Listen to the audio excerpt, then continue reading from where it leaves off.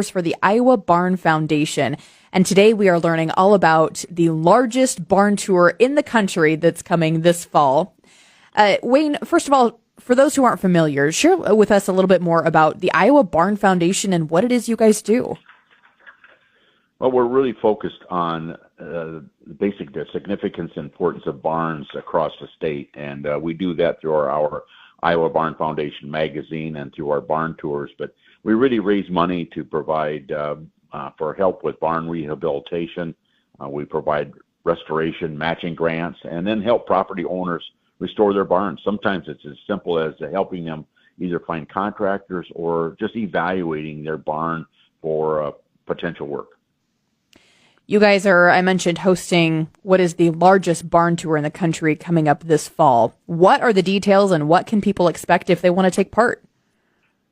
Well, it's an exciting time for us. We have 92 barns that are scheduled for our fall tour, and approximately 20 of those are new.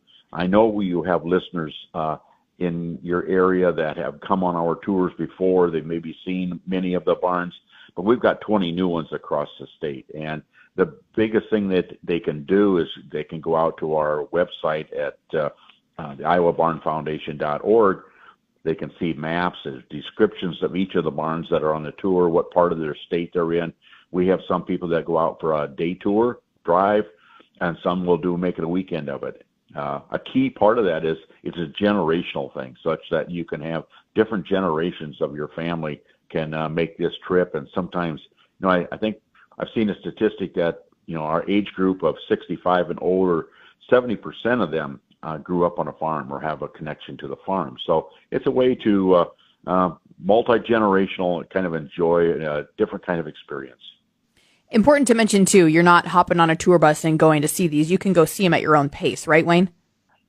You're exactly right. That's a good point. You go at your pace. There's no charge to tour any of these barns. Many of the barns will have someone there that will give you a tour.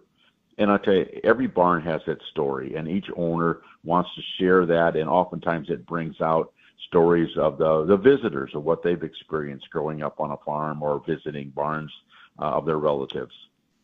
Okay, you've had the chance to see some of the greatest barns in the country. Describe what stands out to you when you think about some of those barns, Wayne. It's hard to pick one thing, but everyone is different. Everyone is unique to its location, to the family, what their needs were. So as you look across the landscape, there's just so many variations, and it just matches up with what the location, parts of the state, what did they use it for? Was it for milking? Was it for beef cattle? What type of operation they had? So they're all different. And that leads right into actually what I wanted to talk about too, is the different uses of these barns. What historically have all of these barns been built for? Is there a difference when it comes to architecture? Can you share more about that? Well, from an architecture standpoint, a lot of it depended on location. Was it a hilly ground? How did they build it into the hill or whatever that landscape? But I would say a lot of it focused around milking cows, at least in parts of the state. So there was some type of place for milk cows and raising calves and such. And at the time, a lot of our hay was put up loose. So it was a matter of how did I store loose hay, and whether I felt whatever kind of cattle or livestock I had, it was with loose hay. Later that gravitated towards small bales. Today's environment is large round bales, and frankly, many of our barns, they've lost their functional value, but they have a lot of sentimental value and importance to the generations of people that grew up, and that's why we're looking to save them, because functionally, they don't really match up with the way a lot of people are raising livestock today. If you're just joining us, we're on the phone today with Wayne Frost. He serves on the board of directors for the Iowa Barn Foundation. We're learning about you guys hosting the largest barn tour in the country coming up September 14th and 15th. But Wayne, you were sharing with me before that you had the chance to host a lot of people on your operation. Describe your barn that's on your farm, paint the picture for us, and how that event went. I've got a large barn in Blackhawk County, Iowa. It was built in the 1870s. We milk cows, and my dad had horses in there for farming. we had a tour. We picked one or two counties within the state for our June tour, and I was amazed at the number of people came out. Between Saturday and Sunday, I had 800 people that toured my barn, just looking at whether it's architecture, the animals, just looking to see what a barn looked like from that time frame.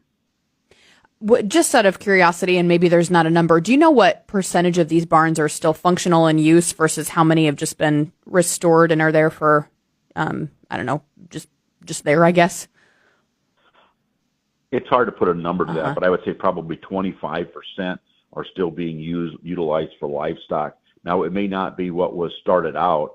As in my case, I have a brother that raises sheep there. Now, originally we had it for cattle and horses and such.